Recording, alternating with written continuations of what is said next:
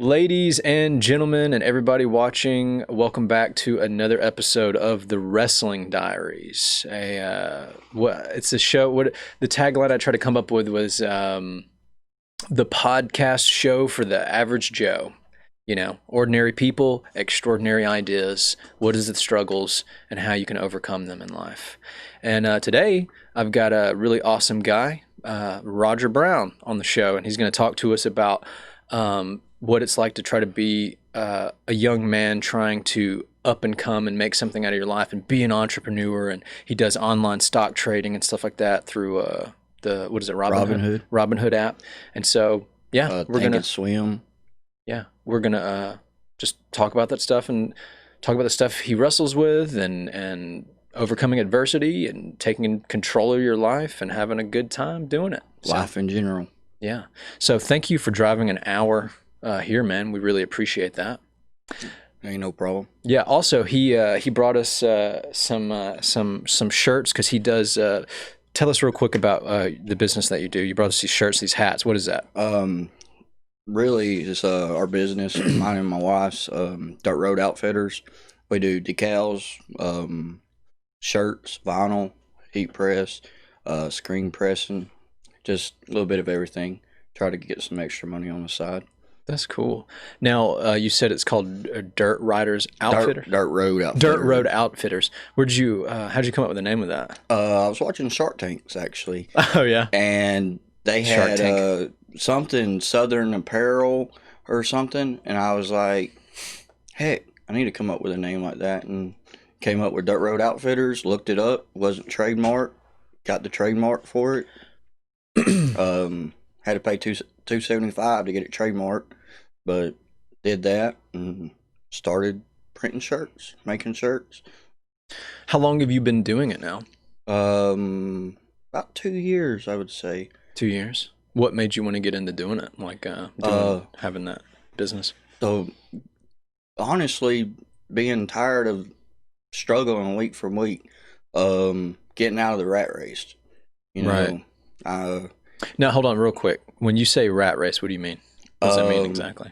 Having to work week from week. If I don't go to work one week or don't get that paycheck, I'm still able to survive, you know? Right. I don't have to depend on waking up every day and going to work for my money. Yeah, that's a very good point. Letting money make money. Right. Yeah, absolutely. I mean, we live in a society, especially in this country. I can't speak for other countries really, but we live in a society that's industrial complex, and when we go to school and all this stuff, we're taught to become a worker, to work for somebody or just for something for a paycheck. Be an employee. Right. Be an employee. And I mean, here's the thing. There's nothing wrong with that. Anybody listening to this, don't get mad and start throwing your remote at the TV. But my point is that that's fine and dandy like sour candy. But the thing about it is at the end of the day, it's not up to you what happens in your life. Like you're actually making money for somebody else. Yeah, right. You're lining somebody else's pockets with cash. And they you know, I use this analogy a lot. I was talking to a good friend of mine by the name of Ivy, who actually might be on the show at some point soon, hopefully. But we were just sitting there talking about that concept, and it would be like, you know, back in like the pioneer days, right? You know, a lot of people had land and stuff, and let's say you had a plot of land, right? But then you went to your neighbor who also has a plot of land, and he's he's starting a farm, and he's growing corn, and then you walk over to them and you're like, hey, Jebediah or whatever, I will work on your farm and till your grounds and sow and all this stuff. And then, if you give me some of the corn, he'll be like, okay, sure, I'll pay you 5 ears of corn a week. And he's like, and if you work here for one full season, then I'll pay you 7 corn. You'll get a promotion of 7 ears of corn. And back then, like, that would have been completely laughable. Like, the guy would have been like, what are you talking about? Like, you got a plot of land over there. Go grow your own corn. You can have as much corn as you want. You're going to work for me, and I'm going to give you, like, so nobody would do that. So it's... To me, it's a similar situation, right? Like I used to work at a doctor's office, and this is the best job I've ever had in my entire life. I made really good money. I felt very important. You know, I wore a suit and tie and all this stuff, and I traveled around the United States, and it was really cool. And then it was all gone one day, and it wasn't up to me. You know, the doctor sold the business and phased me out, and I didn't have a say in it. I couldn't do anything. And now you're trying to hustle around, find a new Right. job You got to hustle, man. because you're in the rat race. The people in the streets know in the that rat race. about hustling. You got to hustle. But I mean, you got employees, you got small business owners, and you got investors, and you know you got your people that do the actual trade, like a Sure. skilled worker. That Mhm. would be your next step up, where you actually got a skill and you get paid a certain salary for that skill, and then Sure. your big business owners, where they pay less taxes, and they basically run the stuff. And eventually you want to get into the investor, where your money is making money for you, where your dollar is actually making that dollar, Yeah, absolutely. making money while you sleep. I'm a huge proponent of self-sufficiency and self-made individuals. They work for their own money, and they do it intelligently, and they take care of their own selves and their own family. Because at the end of the day, like, it doesn't matter what political party you're with or what president you support or don't or whatever that is. Like, at the end of the day, none of those people, whoever it is in higher places, they're not going to take care of you. The celebrities that you watch on TV, Kim Kardashian, she's not going to take care of you or your family. You know, It's up so to you. it's up to you to do something about it. You know, and you can sit there and you can bitch and complain, or you can get up and do something. You're a human Learn being. something. Yeah, you can learn something, or I mean, you might have an untapped talent, Well, and you know, a lot of people are like, "Oh, well, I could never do something with that talent." Really? How do you know? Did you try? and in today's world, it's the easiest time to do it. You got the internet, which it's Yes. got YouTube and learn.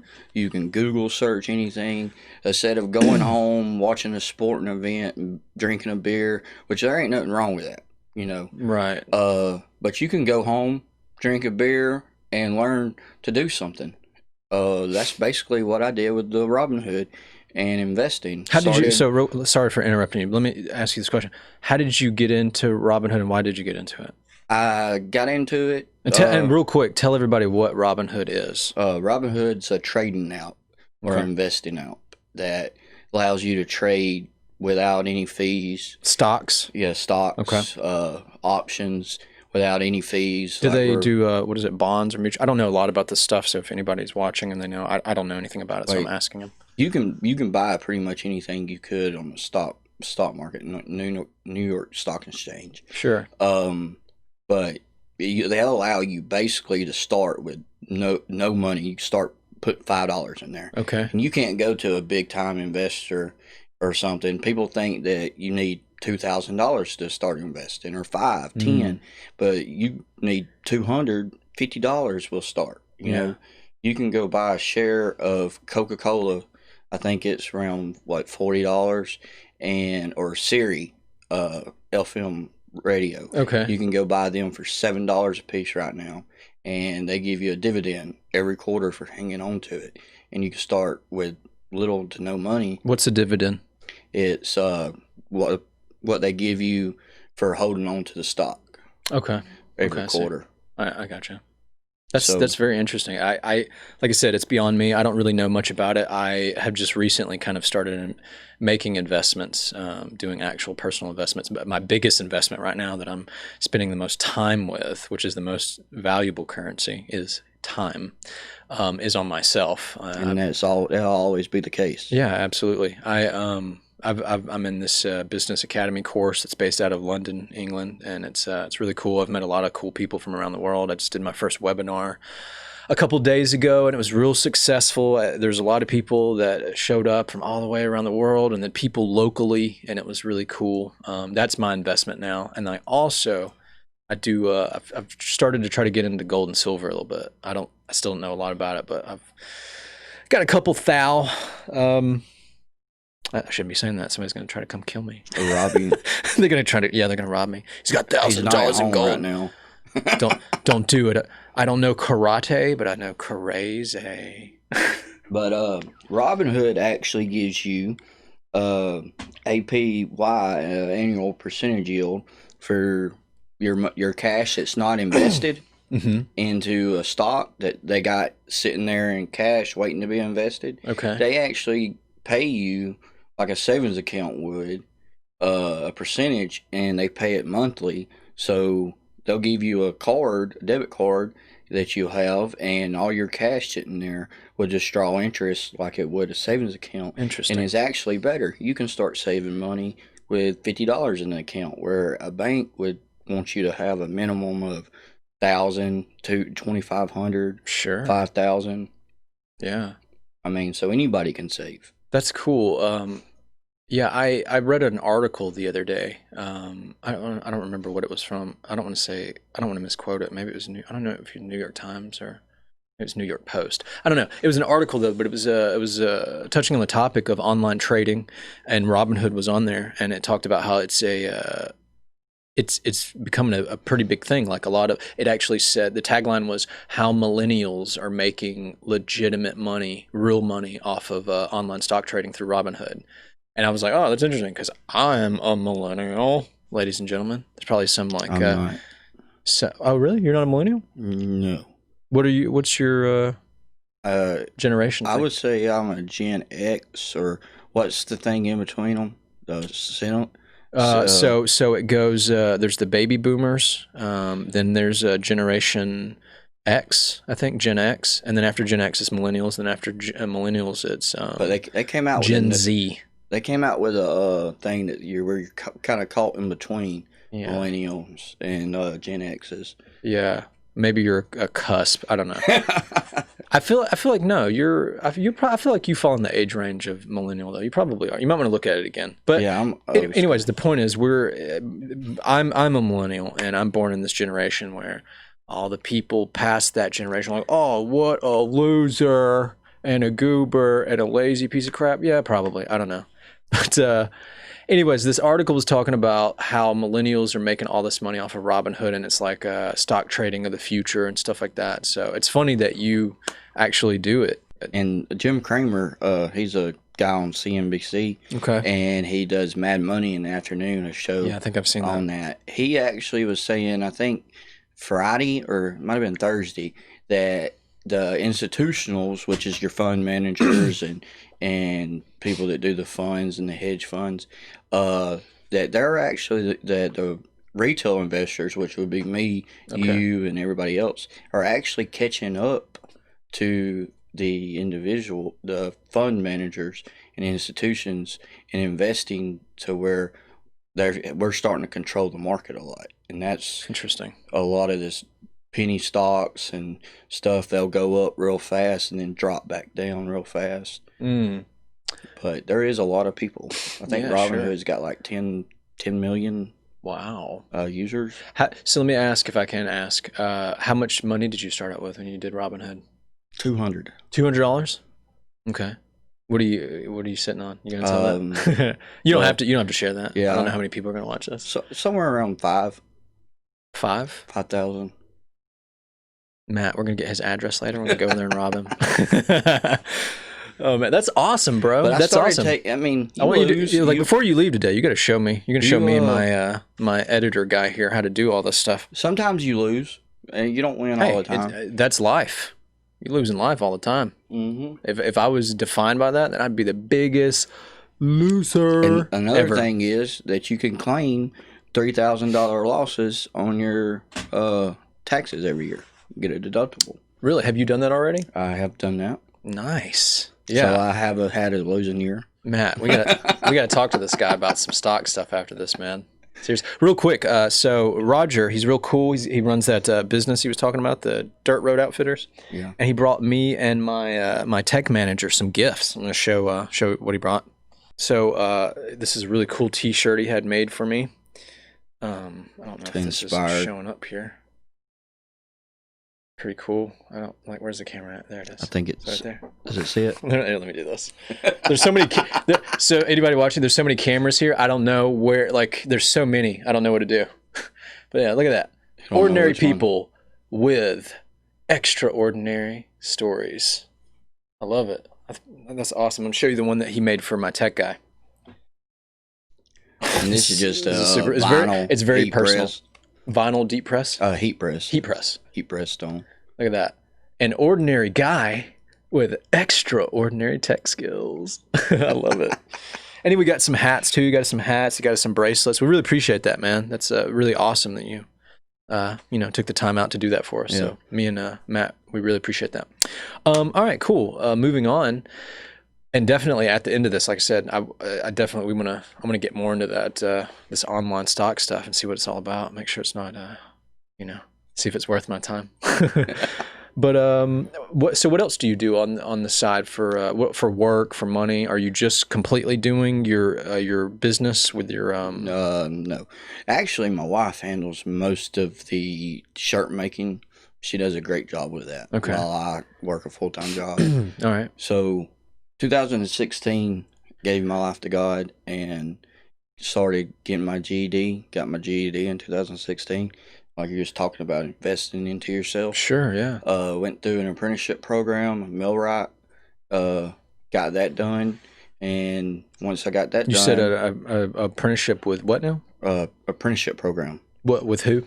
Stewart Machine. Okay. It's just a company that does machine work. And the government, basically, they pay you some of the salary, and you learn. And then once I got done with that, now I'm into the machine apprenticeship that they have, and I'm about halfway through with that. It's a lot of learning. So what does a machinist do exactly? For Cut, people that are wondering. cut metal. Cut metal. Okay. You're not going to be. We were talking about this earlier. Christian Bale. Christian Bale, no. In that movie, Uh, The Machinist. Actually, contrary to belief, most machinists, they got a beer belly or a dad bod. A dad bod. Okay. Yeah. There's a lot of once you set up and get the part ready. Yeah. There's a kick back and let the computer CNC. You program the computer and Yeah. it does work for you. I gotcha. So what's your what's your ultimate goal? I mean, do you obviously I'm assuming it's not being a machinist for the rest of your life or whatever. So what is like when you close your eyes or you're laying down in bed at night and you're thinking of your aspirations, your future goals, and what you want to do? What does that look like? What's the Roger in 5 years look like? What's the Well, Roger in 10 years look like? for me, it's not about me. It's about my daughter. Okay. I would like for her to never have to pay taxes, ever. You might need to So move to a different country then.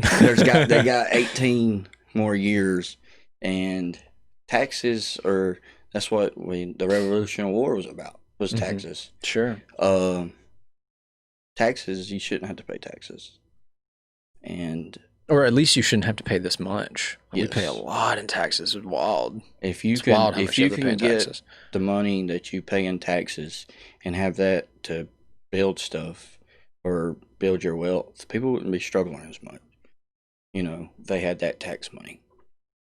But Yeah, that's a good point. getting back to my ultimate goal is for that, and just to my family to be able to have a nest egg, What's a nest egg? um, capital to fall back on, Mm, to retire on, to yeah. not have to struggle. What are the things that you want to do though? Like, do you have like goals or certain goals that you want like to accomplish? Like you want to travel to Europe, or do you want to put your daughter through college, or do you want to go Uh, rock climbing? Like, what's that look like? I would like to travel the world. Yeah. Far as my daughter through college, I would like for her to be an entrepreneur and never have to go to college. Uh, you can learn stuff now these days without having to have an education, or a degree 100%. and be able to do stuff on your own. 100%. I know I have just real quick. I have a good bit of friends and people that I know. Actually, there's one guy that I used to work with years ago at a Home Depot RDC center. He was this very intellectual. He was music savvy. He was poetic. He had a bachelor's degree in business management or something like that. Never used it. Never used it. He tried to get jobs. But it was just hard. The market wasn't good to get in there. And I remember talking with him, and this guy was he was very intellectual. He took he almost left that major and went into psychology, and I can see why, because he's very articulate, very intelligent. He knows a lot about human psychology, and you could tell with having a conversation with him. But he worked at a Home Depot RDC center. Not saying there's anything wrong with that, just so we're clear. There's nothing wrong with that if that's what you want to do. Hey, but you that's gotta not make your money. That is not what he wanted to do, and that's not what he should have been doing either. Like, and this is my opinion, but I almost feel like it's not my opinion. He was he's a proverbial he's like the tiger they put in the cage and they're feeding vegetables to, right? Like, maybe it'll live for a little while, but it's gonna be sick and it's not gonna feel well because the tiger is supposed to eat meat, and he was eating vegetables. That's probably a weird analogy. If people find it that way, I don't care. But, Yeah, and today in America today, you can do anything that you want to. yeah, If you it really want is. to have a podcast, go out and do it. You're living proof of it. If you want to go and start a business, go and start your business. Do whatever you want to, and you can make money off of it. Yeah, I feel like it's. I don't even feel like it's just an option open to you. I almost feel like it's your duty as a human being to do that. Don't do what they tell you to do. Yeah, yeah. I'm always trying to teach nonconformity to people, or not teach them per se, but That's talk like to them the about Rich Dad Poor Dad book that Oh, we yeah. talked about a lot. Robert Kiyosaki. Yes. I love that guy. I can't He's say hilarious. his name. Kiyosaki. Kiyosaki. Yeah, it's Japanese. Yeah. He's originally from Hawaii. He's Japanese American. Yeah, it's a crazy thing to think about. It's just a mindset change, right? Yeah. It's funny. For the last couple of years, I've bounced around so many jobs, and after I lost that job at the doctor's office, How does that feel to go from job to job? it was weird, right? Because I was always committed. My mom she taught me and my brothers and sisters to be hard workers But you and wasn't stick with it. You wasn't committed to yourself. You was committed to somebody else. Right. And that's through all the years, all the jobs I've ever had. I've always felt just, I mean, even if I kind of liked them or I liked the people I was working with, I just felt so like cramped. I felt like a bird in a cage that's too tiny for it. Like it Gotta was. spread your wings and fly. Yeah, right. Not to be too poetic about it, but yeah, 100%.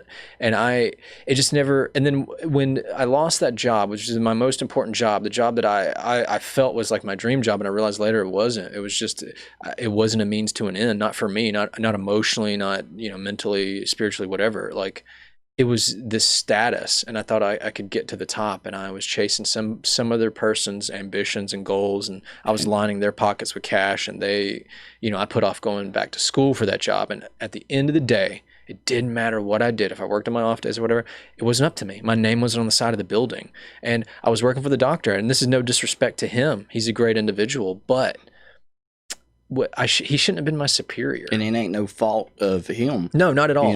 Not at all. And that's a whole nother podcast. That's a whole nother decision topic that he had to make. Yeah, but he was just doing what was best for him, and I understand, and it was painful, and I was angry for a long time, but it really put perspective on me about what I should be doing in life. And like I said, no offense to him, but he shouldn't have been my superior. And a lot of these people that I worked for shouldn't have been my superior. They should have been my peers. I honestly, God believed that. That's in my soul, in my bones. There's so many freaking flies in here, Matt. What's going on here? This thing's like trying to fly in my mouth, bro. I don't remember. What was I trying to say? I completely lost my train of thought. He was talking about it not being his fault. Right. Well, my salient point was supposed to be about what I didn't realize about how I needed to be. I didn't need to be working for the doctor or a doctor. I needed to be the doctor. Yeah. Not that I should necessarily be a doctor. That's not what I'm saying. The point I mean is like I should have been. The position. Right. It should have been my name on the side of the building. And that's what I'm destined for. And this is why through all the years, all the jobs I've ever had, a lot of the jobs wanted me to get in superiority positions, supervisor, management, and I just didn't want to do it because I didn't love it. I didn't have a passion for it. And I feel like you shouldn't do stuff you're not passionate. If you have to do it, that's fine. but don't make it a means to an end. Do it for a season. Right, yeah. You do it to catapult you to the next level. And so I think that's very important. A lot of people should hear that, and they should believe that, and they should practice that. It's really important. And you could say, well, I mean, I don't know. My job's all I know. It is, Take but chances. let me break it down to you. One of my closest friends, he's worked at this job that he's had for many years. He was a supervisor. All this COVID-19 stuff hit. They had to start laying people off. He was working overnight. He was like the overnight supervisor. And now they did away with that shift, and they got rid of a lot of people. Now he's just a regular worker. They cut all of his hours back. He's not a supervisor anymore, so he doesn't get the supervisor pay, plus he doesn't get the extra hours.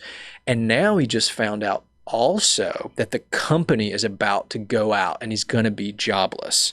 And he put a lot of stock in it. He has a really beautiful home. He's got a family, and now he's got to sit back and figure out what he's going to do. And whatever he's going to do is going to be more the same of what he already did, which is going into another job, working for somebody else for a paycheck, blah, blah, blah, blah, blah. Vicious cycle all over again. And somebody could argue this point, like, well, what I'm saying is that stuff's not guaranteed. You're not guaranteed your 9 to 5 job. Yeah. You're not guaranteed any of that crap. And you could say, well, if I tried to start my own business and all that other stuff, I'm not gonna, like, that's even scarier and it's more risky and it's even the reward. Right. It's even harder to fall on your face doing that. Yes, probably. But the difference is it's up to you. It's up to you. Like, what happens? You know what I mean? Like, if you falter and fall, it's on you. It's not on somebody else. Like, you don't walk in and worry like, oh, are we going to get laid off today? Am I going to get fired for no reason, a bad reason, a good reason, no reason at all, whatever. It's on you. So if the business isn't doing well, it's because you're not doing well, or maybe you're in a bad market, or who knows. But it's on you at the end of the day, and you can live with yourself a lot better. I'm telling you. Like, I feel like this is 100% gospel truth. So, It is. My whole point was just, I want to make my own way and be free, and I don't mean, when I say free too, I don't just mean like financially free, but I mean free as a person, like I want to be free to express myself, my ideas and my ideals. And that's the way you should be. The American dream. Yeah, 100%. Sorry, I just got off in a major rant. Obviously, this is something I'm very passionate about. If no one could tell, maybe I'm just I'm probably crazy though. Too. More people need to be passionate about it. Yeah. Roger, how long have you lived in Alabama, or have you always lived here? Yeah, always. Born and bred. Yes. You got that good old Southern accent going on. Yep. Jefferson County. Most of the years, I now live in Walker County. Yeah. We're doing... Anyway, go ahead. No. Go ahead. I'm sorry. I just ranted for like 20 minutes. I was just thinking of other things. Tax deeds, stuff to make money, stuff to do. What's that? I don't know what that is. You can go down to the courthouse, your local courthouse in any county. On a given day, they put it in the newspaper, and you can buy a land that nobody has paid their taxes on for they've been 5-10 years delinquent, and pay $100 for that property and you have like 3 or 4 acres, and you got $100 in the 3 or 4 acres worth of land, and you can have your own place. You can put your own house on that land after you get it. That's very interesting. Like I said, I don't really know a lot about investments, like stock investments especially, and real estate and all that stuff. It's definitely something I want to look into in the future. But I don't know a lot about it. So maybe it's good, man. It's good that we connected, so I can try to pick your brain.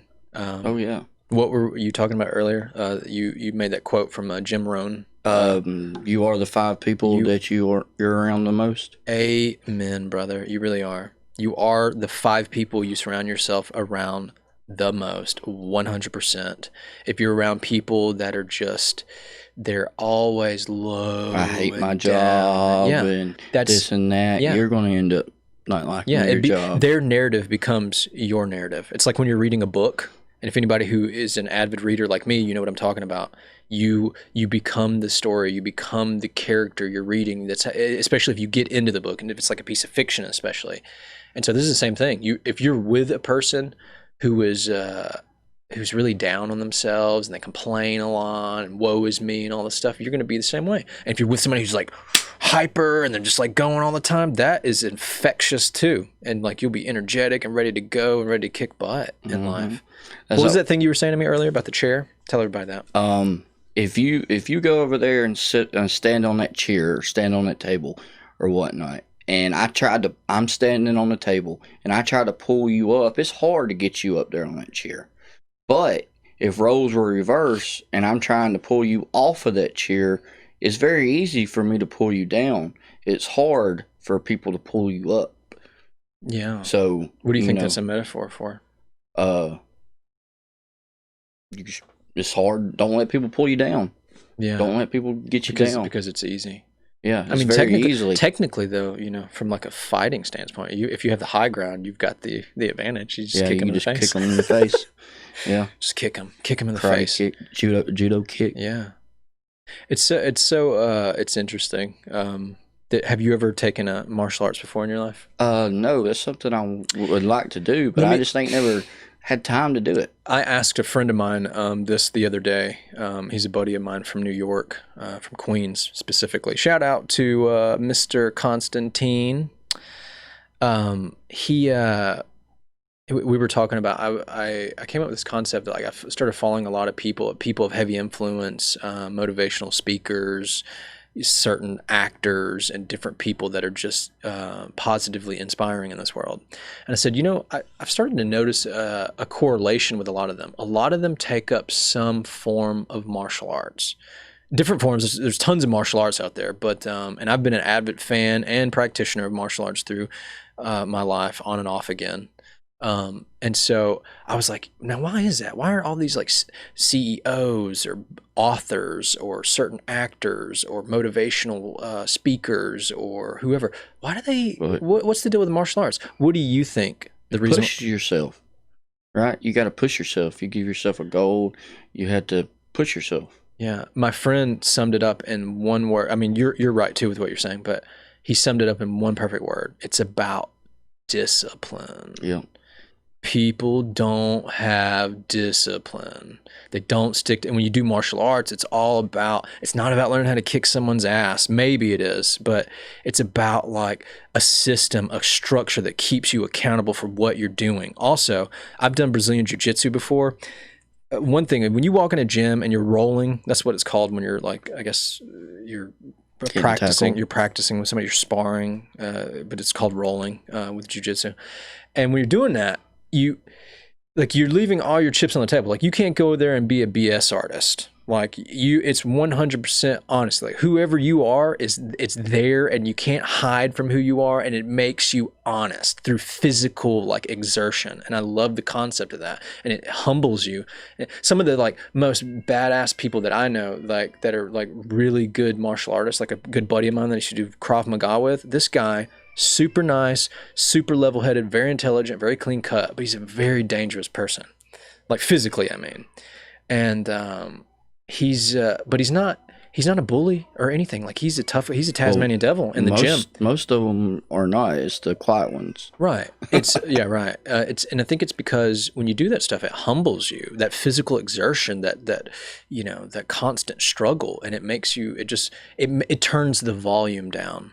You ever seen Fight Club? Yes. The narrator, he was like, yeah, he's like, what I noticed when you're fighting all the time is it really turns the volume down on everything else in life. Like things that bothered you before that you would hear. It don't matter. Just, like, and it shows a clip of his boss like cussing him out because he came to work with his shirt untucked and there's like blood on his collar, and you can barely hear his boss. Like his boss is like just a dull whisper like this right here, and it's just so funny. And so I feel like that's the relation. I'm not trying to promote people to go out and do martial arts necessarily, but you can do stuff that discipline yourself. Yeah, to discipline yourself, whether it's going to bed early, drinking more water, exercising, waking up on time. Yeah, maybe painting a picture or something and finishing it. Yeah, I mean, there's a lot of different things you can do. Discipline's very important in trying to be successful in life. Another thing that I think about is legacy. When you die, you got to think about Alexander the Great, all these great conquerors and philosophers and everything. When you die, what are you going to be? Who are people going to remember you by? Are you going to sit there and say, hey, I took that chance and I was somebody, or hey, I failed? But you take a lot of chances, and eventually one of them are going to pan out. You Yeah, know, I you agree. got to take a chance. That's why I dip and dabble in Robin Hood, the land, the business. Try it. If you fail, pick yourself back up and try something else. Yeah. Yeah, I agree with you 100%. It's And that's basically what you're about, right? oh That's yeah, 100%. you're 100%. trying to get out. I want my I want people to that are listening to this to really take something from it, something sufficient. This is education. It really is. You got to really like think about where your life is and where it's going and where you want it to go, because it should go wherever you want it to go. Like if you're not happy with doing what you're doing, then do something else. Like sometimes you just have to be, and this is a huge thing for entrepreneurs specifically. You have to take risks in life. You have to just like throw caution to the wind and not worry about what's going to happen. Like people worry so much, like, oh, well, if I were to quit my job and stuff, like, then I'm going to be poor. Like, how am I going to pay my bills? Well, I mean, I don't know. But like, You'll be surprised what you can live without. right. It's really, if you here's a test I say to everybody when they're like, oh well, I don't know if I can follow my dreams because I can't quit my 9 to 5 job. I'll lose my house. I'll be on the street. I hear that a lot. Oh, I'll be on the street. You're not gonna be on unless you're 100% alone and you have a family and friends that don't love you, which I hope not. And if that's you, my heart goes out to you. But you're not like no, you're gonna there's gonna be a way, and then somebody will say, well, I'm not gonna take care of my brother if he goes down the street. I mean, really, you gonna let your brother sleep in a cardboard box, eat out And of the trash can? I don't you think got a so. lot of these people that made it. Mark Cuban, I think he slept on his buddy's couch for a year. Raymond Noodles, Wow. when he was doing it. I think, don't know, don't hold me to it. Yeah, Vin Diesel, the actor, the actor that's been in the Fast and the Furious movies and Chronicles of Riddick and Groot from the Guardians of the Galaxy, he was homeless at one point, living on the streets in like L.A. or something. There's like a whole story behind that.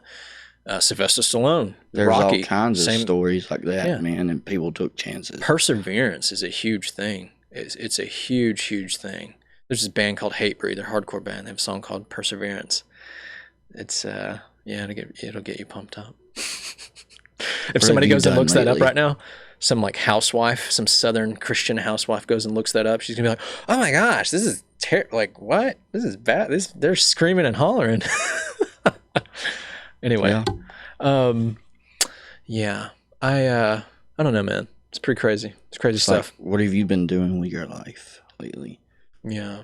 What are some of your what are some of the biggest things that you're struggling with in life right now? You'd say Probably discipline. discipline. I Like, mean, why don't you think you're disciplined? um, getting up in the morning. It's hard to get up in the morning. You a late sleeper? Go to Uh, bed late?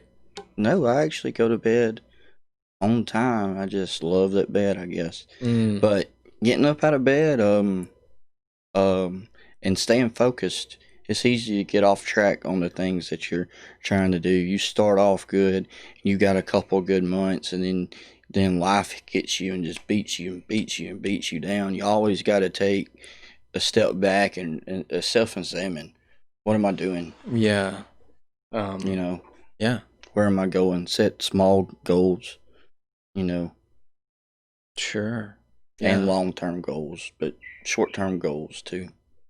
Yeah. So tell me about your family, if you don't mind. What's you're married and you've got a baby daughter, right? Yes, Gabriella. She's Okay. my world, baby girl. Love you, baby girl. Maybe Um, she'll see this one day and she'll be like, "Oh my gosh, my so dad was on that show." looking back, what were you doing, Daddy?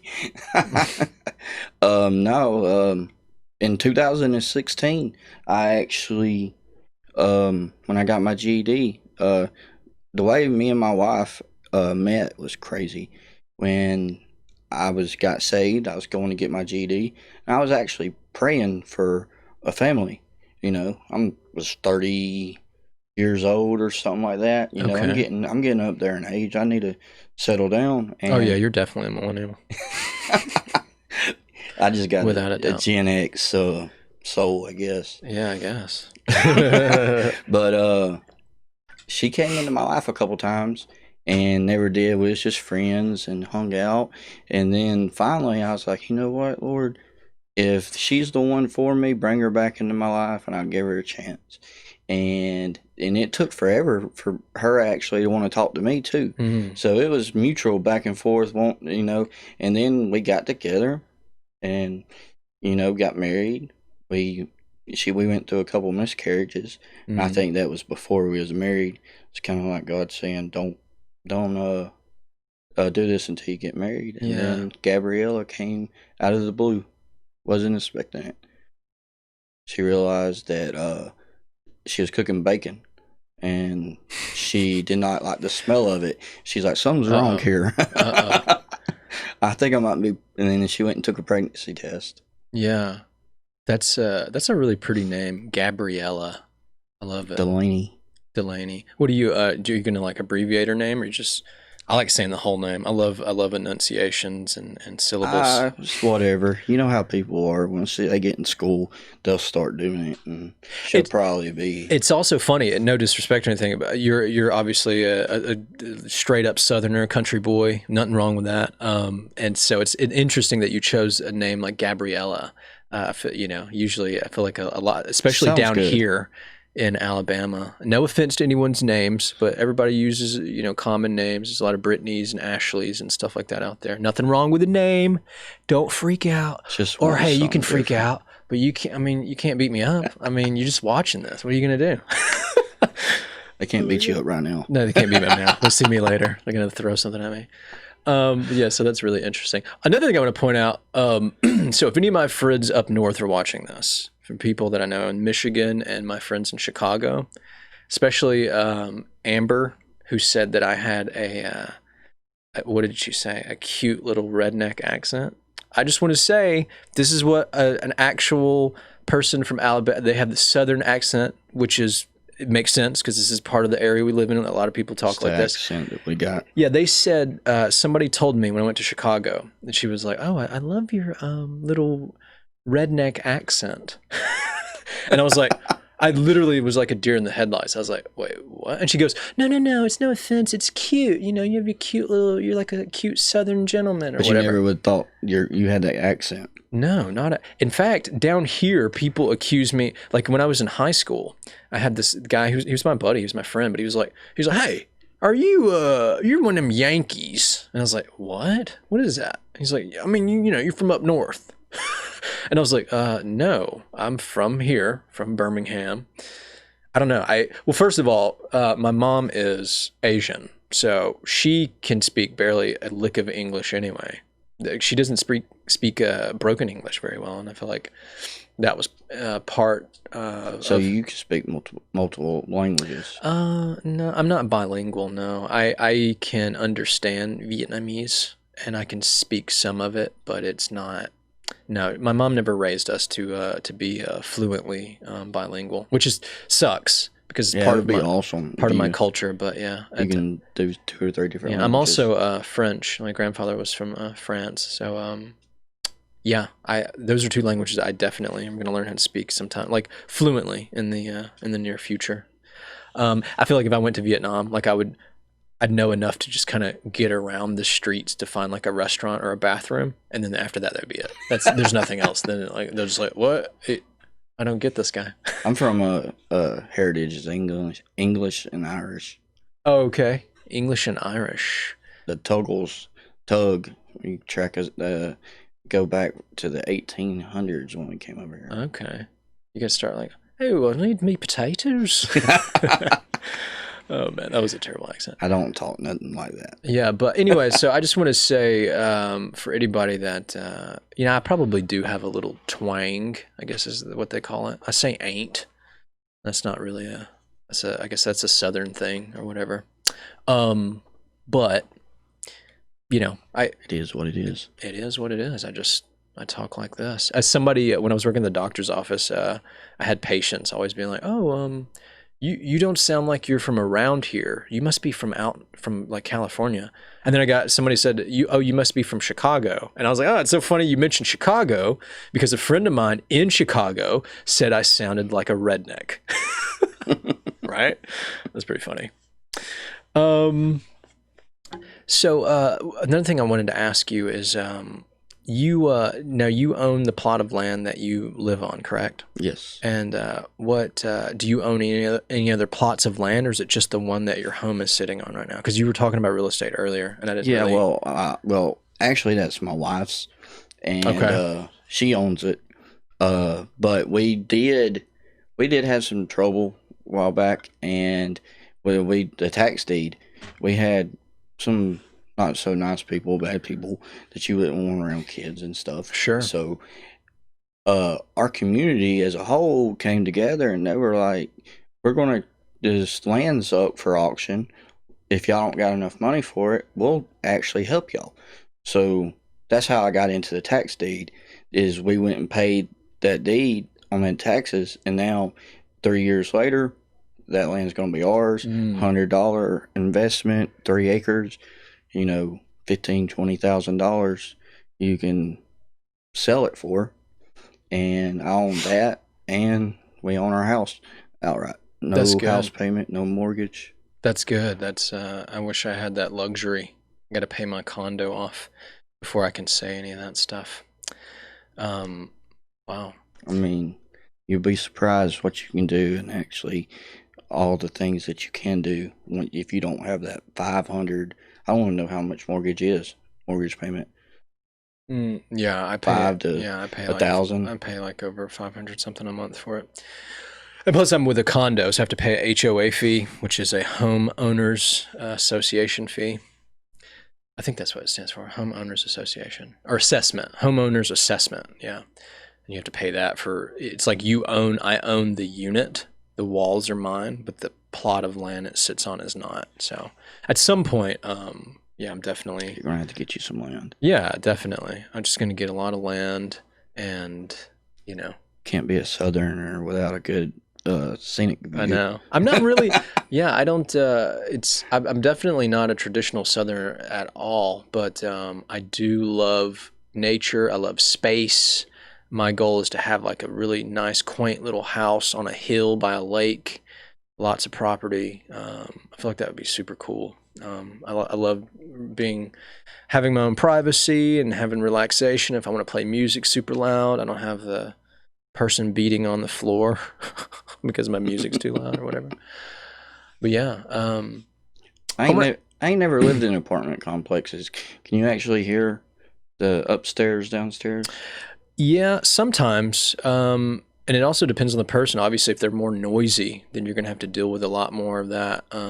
But it's not my neighbors are all pretty. I mean, my next door neighbor, he listens to a lot of music, but it doesn't. It's never. It doesn't bother me. It doesn't like. It's not too loud where it's like shaking my paintings off the wall or anything like that. If I lived in a condo complex thing like that, I'll probably be in jail. You can't start a fire here. That's funny.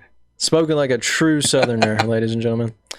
So let me ask you a question, man, about your family and your wife and your kid. What do you feel is like if you? I don't want to get like too weird about this question, but like if you died tomorrow, and we hope you don't, obviously. What is the biggest thing that you would want to be remembered by your family specifically? Because I'm assuming that's the people that you care the most about. Yeah, I guess that I loved them the most. I did the best that I could to show them that, and to help them, uh, prepare them to live without me. I guess your child, daughter, son, whatever, whoever you have, that's your ultimate goal, Sure. is to prepare your children to be able to take on this world without you, Right. And then because also, that's naturally going to happen. Your elder die off, and you give the world to your children. yeah, that's a very legacy. I like that. I like that. That's very it's very pivotal. It's poetic, but it's yeah, I feel like it's a legit thing. You I you know. wouldn't picture myself as a poetic type Well, guy. I mean like I mean like poetic, and I am sort of, but I meant like in general sense. It's a poetic thing to say about life. You Yeah. also talked about like your faith and stuff. So you're obviously a Christian, and would you say that like your religion and your faith has a lot to do with the person that you are, and then the things that you do in life? Do you think that revolves around your faith and stuff like Uh, that? to degrees, yes. Because the Bible never says that you can't have money or be rich. It just says that it's hard to, you know, Yeah, I think there's what's the passage? It's the love of money is the yeah, root the of all love evil. of A lot of money. people always misinterpret that, and they say the love or not the Money's love. evil. Money is the root of all evil. No, it's the love of money. I Yeah, don't look at money as a thing. Value equals money. The value that you put into something, that's your money. You know, yeah, when you work for somebody, you're giving them value, and they're giving you money back for the value that you put in. yeah, sure. Others put in less value if you got a lazy worker. Mm-hmm. But Um, back to your original question though, where does it circle around? It does. I try to do charities and help people out and that's good. everything. Yeah, I Try to live right. yeah, I partner up with shout out to Grace Klein Community. I partner up with them from time to time, and I give a lot of donations. I used to work there a lot more and volunteer a lot more, but I've just been so busy. But I still donate a lot of I donate a lot of clothes and What do they do? so Grace Klein Community is a nonprofit company that is in the local area. They're based out of Hoover. That's their base of operations, and they help families in crisis. And what I mean by that is like just an example piece would be a mother of like 4 children whose husband died or walked out on them, and then she's she has to get a job, but then she has 4 kids, and then she's trying to make ends meet, and they need food, and they need clothes, and they need support. And that's what Grace Klein supports them. They gives them food, they give them aid. Also, people within the community, they all help each other out. So, like for example, she has to go to work. Well, she met a friend through Grace Klein, so now they're babysitting for her. Or there's some kind of like, I don't know, like somebody that has like a babysitting thing that like watches the people in the community's kids or something. It's just basically it's everybody helping somebody else out, right? So like, you want to know how to sing. I need a new jacket because it's winter time. You have the jacket, I have the singing, and I teach you how to sing, and you give me a jacket. And like everybody's trading, and everybody's helping each other, and it's just it's a really great thing. And it's open to everyone too. It's not just. I know you need to hook me up with them or. Oh yeah, 100%. I'll I feel like I've got either Natalie. She's like the I guess the manager of it. She's from South Africa. She's a real sweet girl. And then Rachel does their marketing. I have to give you one of their cards. Yeah, and you just, they have an open market Monday through Fridays where you can go in there and get food or, drop off stuff, drop off food, drop off clothes. Yeah, it's really helpful. It's building community is really important because there's power in numbers, there's power in people. And so like if you're part of a church or a nonprofit or like a neighborhood group, or you've got a tight knit of friends, that stuff is very important to growth, especially if they're, it's the whole, you are the 5 people you surround yourself. Well, hopefully they're all like cool people that are, trying to help each other out and be nice and sweet and all that. But yeah, that's, when you said the mother of four kids, my mother raised 4 of us boys. yeah, my mom too. Without no father in the house, and Yeah, that's a struggle. yeah. I'm gonna say this right now. The American single mother is one of the strongest individuals on the face of the planet, or at least in the country, because the lack of fathers in homes today. Yeah, the lack of fathers and having to raise kids by yourself and then still make ends meet. My mom, who did that, and I'm not trying to like, pull out the bigger stick here or whatever, but first of all, she had 3 little kids, and she was also working a full-time job, and she was a foreigner in a different land. Like she's not even from this country. Yeah. She's lived here for like 40 plus years now or something like that. And she's still not traditionally, I mean, she got her citizenship and all that stuff, but she's not like, her heart is still like in her country. And my point is like she was over here in this country, and this is when she was new over here. Like she'd been over here for just a couple years, and she's raising 3 like American born children, no husband, no guy, and working a full-time job. I mean, like I can't even, so she taught me a lot about hard work. You know, she taught me a lot about hard work, and I've taken that through my life. But I'm trying to create something even more than that. So. And my mother's, she's the one that's taught me about hard work too. Yeah. And I was reading an article the other day that you are 5 times more likely to be poor or commit a crime if you grow up in a house without a father. You're 9 times more likely to drop out of school if you don't have a father in the house, and 10 times more likely to end up in jail. Wow. Is that like they actually did a statistic on that? Yeah, I don't know where I was anomaly or somebody on YouTube that I would watch was talking about it and talking about how we need fathers in the household in America. Yeah. Yeah, I'd like to look at this if there's a stat on that, if there's statistics on that, which I'm assuming there probably is. People do stats on everything. But I'd like to look at that. I mean, I don't know anything about that, but it makes sense. It would make sense. It makes 100% to me. Having 2 people. It's funny because household. we, you and I mean, all my friends, my peers, we come from a generation of people from broken homes, right? Mm-hmm. We're a generation of, this is another quote from Fight Club, a generation of men raised by women.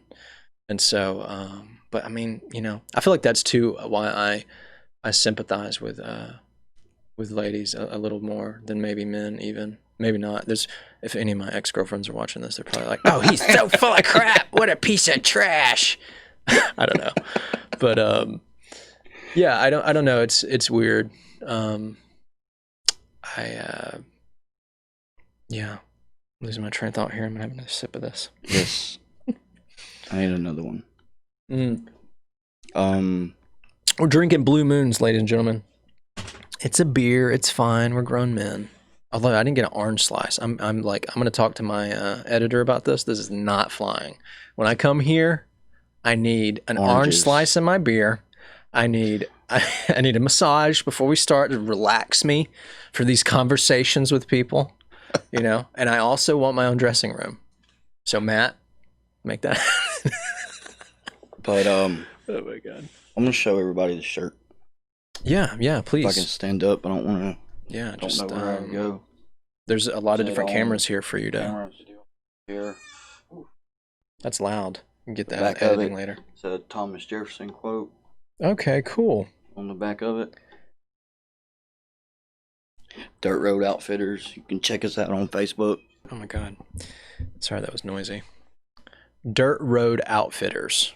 Yeah, we're on Facebook. Instagram. Okay. Yeah. Check out Dirt Road Outfitters. Yeah, I mean, are all the shirts like that you showed? Or basically custom, so you can come to us with an idea. If anything you want on a shirt, we'll fix on the shirt, put on a shirt for you, and give it to you. Yeah, this right WD. Here, that right there is our insignia, Wrestling Diaries. It's supposed to have the "the" in the wrestling, but it doesn't show up on the camera, so we didn't put it on there. But yeah, that's our insignia right there for the Wrestling Diaries. Definitely, we'll have to get that done for y'all. Yeah, that'd be cool, man. So I guess I'll go ahead and close up. Thanks for being here. You should definitely come back again. And I really would love to find out more about this Robinhood app and some other things that you're into, just because I'm interested. I want to educate myself with more stuff. It's always like, what I find so funny is like after people finish high school or they get out of college and they start getting into the rat race, as you said, or just whatever, they, you stop reading and learning and experiencing, and you kind of go into this weird level of limbo where you're just like coasting in a straight line. And I've never liked that. You know what I mean? Like, it feels like something's wrong. Right. As long as you're still alive and there's lung in your lung, if there's air in your lungs, you should be learning and educating yourself. And also, like, like thinking about other perspectives, thinking about what's going on in the world. You should talk to people and informed opinions and different things based on like legitimate physical research with people. This is why I have the show, because I want to talk to different people from everywhere, and because I love to get perspective. And that's a huge thing that is missing from society today, especially in this country, is perspective. Like the biggest thing is putting yourself in someone else's shoes, right? Anybody can disagree with somebody, but have you ever thought about the people you disagree with? And like, They actually believe in their cause. So putting yourself in their shoes, you can see it from their view. right, And that's 100%. what's wrong with this country is people won't do that. Yeah, it's and I feel like people they need to get out. They need to go travel. They need to go to another country. You think about struggle and stuff like that is bad in this country. It's not. It's you go to like Zambia or some country over in like Africa or some of the countries in South America, and you want to see like struggle and pain and turmoil. That'll really open up your eyes. And no, I haven't had the honor and privilege to do that myself yet, but I have a lot of friends who do, and I talk with these people on the regular. And it's just these conversations about what other people have to go through in other countries is it's wild. Straw dropping, like Yeah, really, we like deal with so many first world problems here, It's like, oh my gosh, my iPhone's not working correctly. I'm gonna throw it against the wall. And there's like people like fighting for the literally for survival in other countries right now as we speak. And so if you sit back and think about that, it really puts perspective and it helps you to become a better human being, in my opinion. What do you think? I do. I think it does too. So before we go, man, this show is based off of the premise about what's going on with ordinary people that have great ideas, and you have great ideas, man. You're trying to make it. You're trying to get out of the rat race, as you said, and you're trying to build a legacy for your daughter and for your wife and whoever else, and that's really And good. their kids and Yeah, that's kids. a hell of a mission, and you should keep doing it and keep going, keep being persistent and get disciplined. You just said earlier that you're not disciplined. Find out why you're not disciplined and and fix it, right? There's Oh a yeah, leak in the sink and it keeps leaking. Why fix is it it. leaking? Find out, fix it. And so, do that. Find your discipline. What would you say? I think I might have asked you this a little bit earlier, but what would you, if somebody was like, if you were a teacher right now and you were teaching about the concept of progression, human progression and success, what would you say to your students about one of the biggest struggles in life and how they can overcome that struggle? How do they beat what they're wrestling with, in Um, your opinion? think about that for a second. Um, it's on you that you just gotta, whatever you're struggling with or whatever you're doing. I can't blame Mitchell at the end of the day. I can't blame society because um, that's what we're gave you. It's whatever your predicament, whatever your circumstances is. Some people might start up here, some people down here. No matter where you start from, you got to make the best of your situation, and you got your starting point and see your end point and go for it. That's very good. I like that. I Let me mean, ask you this. Somebody would probably say to you, they'd be like, "Well, it's not that easy. It's easy for you to say. You didn't grow up like I did. I grew up in the hood, or I grew up, in a trailer park, or I grew up in a meth den." What would you say to people like that? And they're like, "I didn't have a choice. I didn't have that kind of option. So like my life's been crappy. So it's just crappy because that was my environment." What would you say to them if they the if they said that to you? If you said that to them, they would rebuttal with that. What would you say to that? turn to God and ask God to help your situation. And look, I'm not saying that way down here, way up there on a level. I'm not saying that some people don't have it easier. Of course, Donald Trump Jr. and other people have had it a lot easier. Their dad was a millionaire, you know. Hey Matt, he just said Donald Trump, so our stock is either going to go super low or super high. We're in the South though, so it might go high. but I'm playing with you. Go but ahead. or even anybody like that. Uh, anybody, Cowboys, Jerry Jones, his son is starting way up high. But no matter where you start, you can always make it better for your kids, or your kids' kids. You can always go up. Yeah. That's I mean, that I mean people do have it a different starting point, and it is hard. Yeah. One thing I will say though too is I have a couple of acquaintances and friends that are actually atheists. So you made the comment about God and stuff, and those people are probably like, I don't believe in that. That's fake. That's bullcrap. So how does this apply to me then? So what would you say to them? It's still the same. To an atheist, I would tell them that they know truth, that they do know God, that they're just without. They don't. They're in denial. The atheist, because if you know truth, you know God. Right now, there's probably somebody throwing something at They the had screen right now. at their camera, their phone. They're throwing it at the camera. Like, They're throwing their phone. This guy doesn't know what he's talking about. Everybody's start. I mean, Hey, look, here's the thing. I'm putting you on the spot. I'm just goofing off. Everybody has their own their belief system and stuff. I understand what you're saying by that. I feel like if people didn't have a faith or a religion that they wanted to fall onto, they can try to find something in themselves, and then you can argue that something is God, or they can argue that it's them or whatever. But it's either way they can find progression in what they do. Yeah, and what they do in life and trying to be better. So I feel like that's a good way to summarize that. But yeah, this has been really cool, man. Have you had fun? Yes, it's a lot. It wasn't as bad as I thought it was going to be. Yeah, he was a little nervous, but yeah, that's why we had the beers. We loosen up a little bit, and because we're men and we can have beers. Jeez. Yeah, a lot of people say. Hey Matt, can you get me some meth for the next episode? You talk about God and drink. I'm just kidding. Well, it never says that you can't.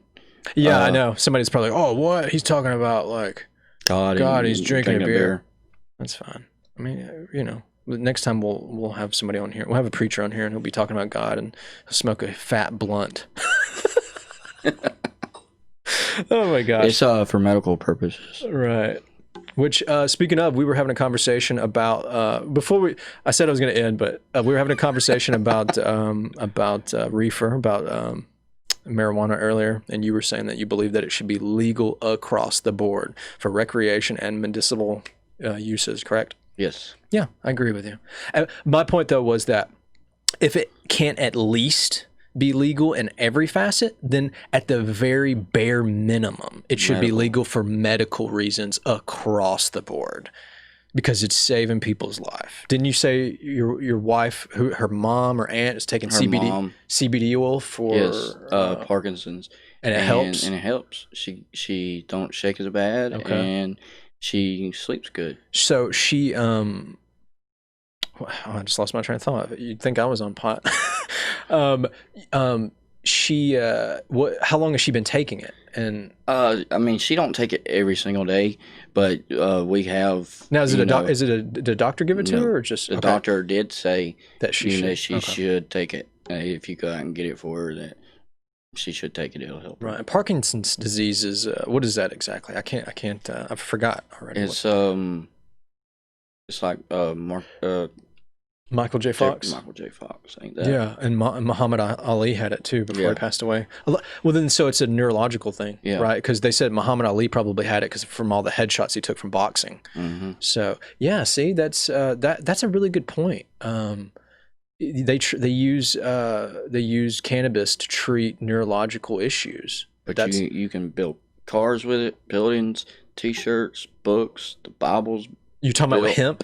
Yeah. Oh yeah, you can make plastic with hemp. You can make plastic. You can make Chinese build buildings, cars. Your Bible's made out of hemp. See, ladies and gentlemen, he's cool. He's a pothead.